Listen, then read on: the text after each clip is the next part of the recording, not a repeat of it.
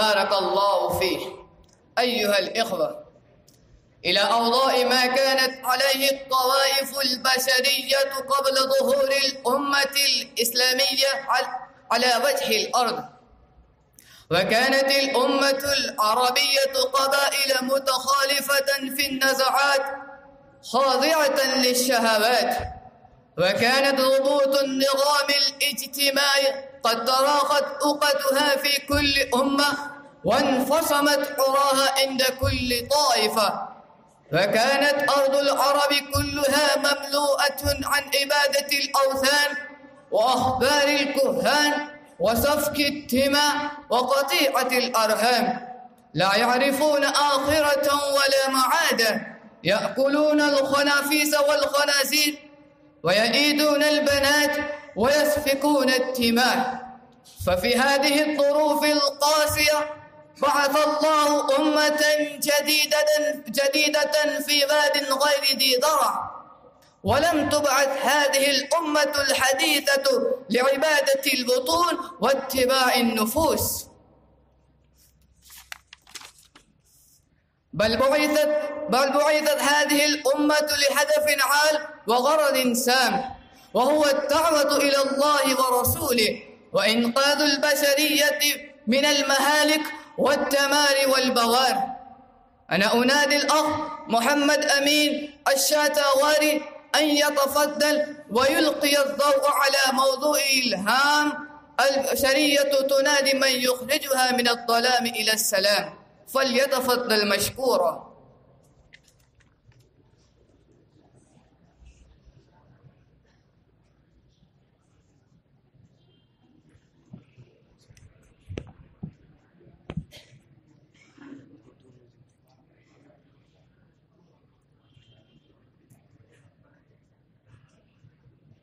الحمد لله رب العالمين، والعاقبة للمتقين، والصلاة والسلام على رسوله الأمين وعلى آله وأصحابه أجمعين ومن تبعهم بإحسان إلى يوم الدين.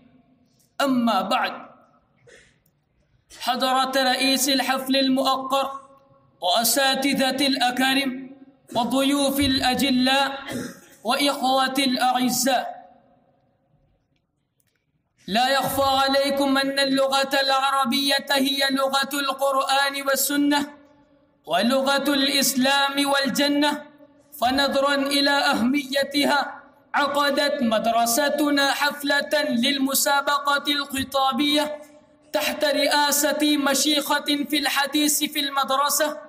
ومن سعادتي وحسن ظني أن أعبر أمامكم عما في قلبي ونفسي حول الموضوع: البشرية تنادي من ينقذها من الظلم إلى السلام.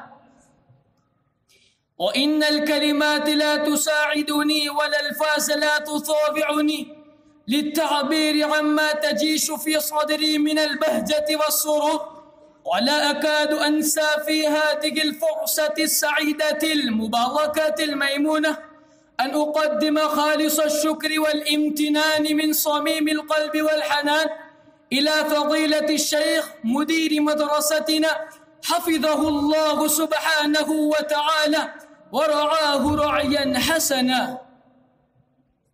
إخواني البررة، اختار الله سبحانه وتعالى هذه الأمة وأفاض عليها لباسا جديدا من السيرة البشرية ومن الأخلاق الإنسانية بفضل القرآن وبفضل التربوية النبوية. فكانت هذه الأمة شامة بين الأمم ومنارة نور في بحر الظلمات، لا لأنها تمتاز في الشارة واللباس، بل لأنها تمثل هذه الأمة العظيمة التي ما زالت ولا تزال شامة بين الأمم. إذا كانوا أصحاب يسار وسعة في الرزق كانوا متقشفين، وإذا كانوا تجارا كانوا أمناء صادقين، وإذا كانوا حكاما أو قضاة كانوا عادلين، وإذا كانوا عملة أو خدما كانوا ناصحين مجتهدين، وإذا كانوا رؤساء كانوا متسامحين راحمين. وإذا كانوا في الماضي لا يفكرون إلا في نفوسهم وخيالهم أصبحوا يفكرون في الإنسانية كلها. وإذا كانوا في الجاهلية ينامون الليل كالأموات أصبحوا يحيون لياليهم بالذكر والتلاوة. وإذا كانوا يجمعون الأموال لأنفسهم سابقا قادوا يبذلون الأموال لغيرهم ويؤثرون على أنفسهم ولو كان بهم خصاصة. فما تمكن العرب من فتح العالم كما يقول كبار مؤرخي أوروبا ستودهارد إنهم فتحوا نصف العالم في نصف قرن، وهذه معجزة تاريخية، وما استطاعوا ذلك إلا بفضل سيرتهم الخاصة ونمط حياتهم والمزايا التي كانوا يمتازون بها والسمة التي كانوا يتسمون بها. زملائي في الجامعة، يقول الله سبحانه وتعالى: ولو كان كلام البشر لقلت، يقول متحسرا متفجعا، ولكن جل الله سبحانه وتعالى عن ذلك، جل عن التفجع والتوجع، ولكن يجب علينا أن نقرأ هذه الآية متفجعين ومتوجعين، وهذا دورنا في التدبر في القرآن. القرآن نزل وحفظ وهو لا يختلف في أي زمان ومكان، ولكن يجب علينا أن نستشعر في أعماق نفوسنا بالروح التي تسيطر على هذه الآية، فنقرأ متفجعين متوجعين متحسرين متألمين، فلولا كان من القرون من قبلكم أولو بقية ينهون عن الفساد في الأرض إلا قليلا ممن أنجينا منهم. وكنا نتأمل في هذه الآية: واتبع الذين ظلموا ما أترفوا فيه وكانوا مجرمين.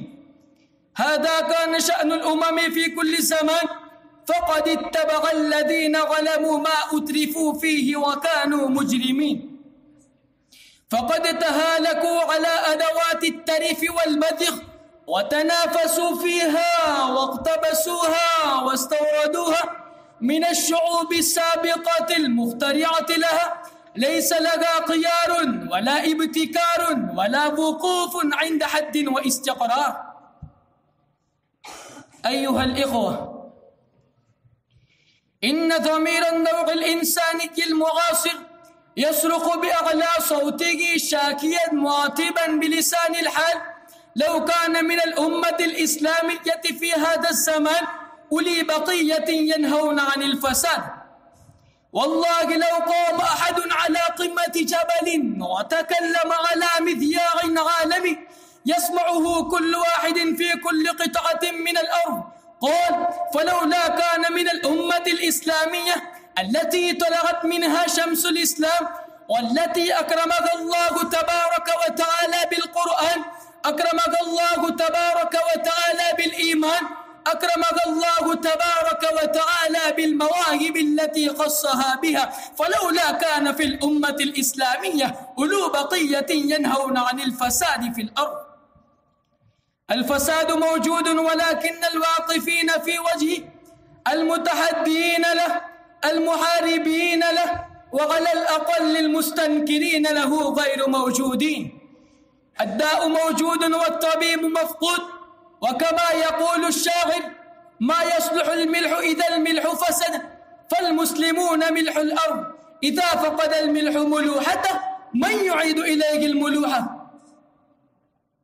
يا شبان المسلمين الغيورين، إن القرآن لا يزال ينبهنا على هذه الآية، ويجب علينا أن ننتبه وأن تقشعر جلودنا. إن صوت الضمير الإنساني المعاصر يقول: فلولا كان في الأمة الإسلامية، هذه الأمة المنتشرة في أرجاء الأرض التي قد ملأت الآفاق، والتي تملك الحكومات وتملك رؤوس الأموال وتملك خيرات الأرض وتملك الطاقة البشرية وتملك وريد جسم الصناعة والهضارة.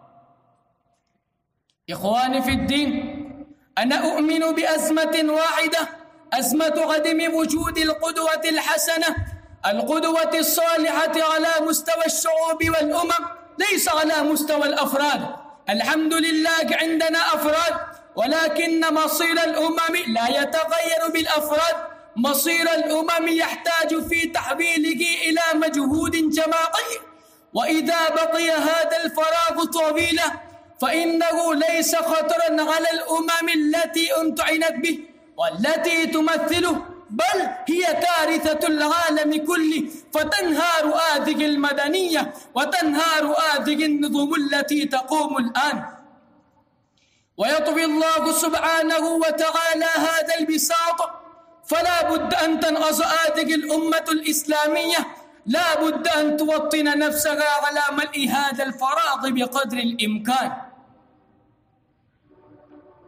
زملائي، ولكن ما قامت أمة بحركة إصلاحية إلا حين كانت مدنيتها صالحة، وحين كانت حياتها بسيطة، حين كانت تتصف بشيء من البطولة وبشيء من روح المخاطرة والمجازفة.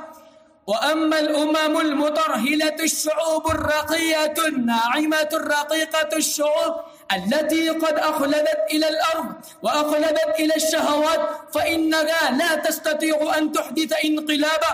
هذا الذي أخافه على المجتمع الإسلامي بصفة عامة، وعلى مجتمعنا حين أخاطبه وجها لوجه بصفة خاصة. علينا أن نفكر في ذلك جدية، ونفكر مع الإنسانية، ولا نفكر في إطارنا المحدود المنزلي أو المحلي أو البلدي أو الشعبي.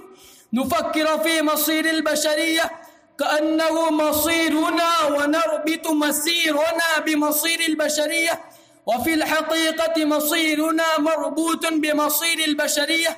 لا يمكن أن تبقى أمة على حالها وعلى وضعها إذا كان العالم حوله يموج بفتن، يموج باضطرابات، يموج بصراع نفسي، يموج بتقاليد، يموج بعادات جاهلية.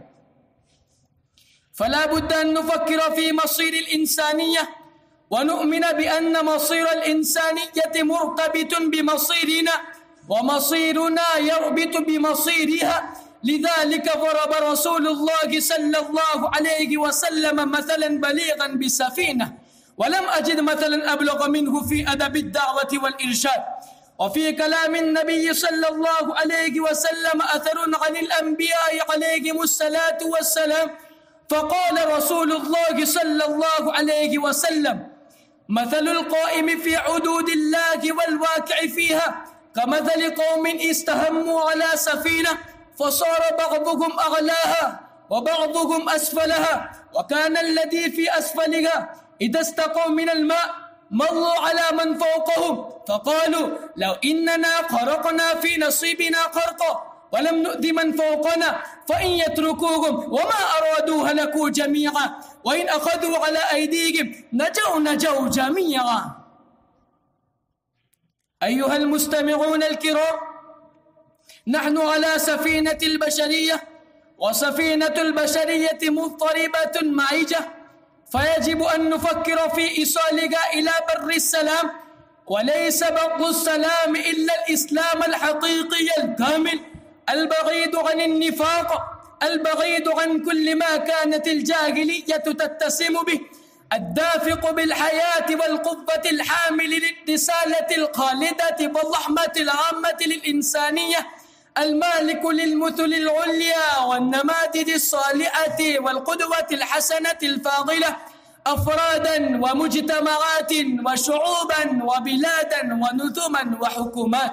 أكتفي بهذه الكلمات، وآخر دعوانا أن الحمد لله رب العالمين.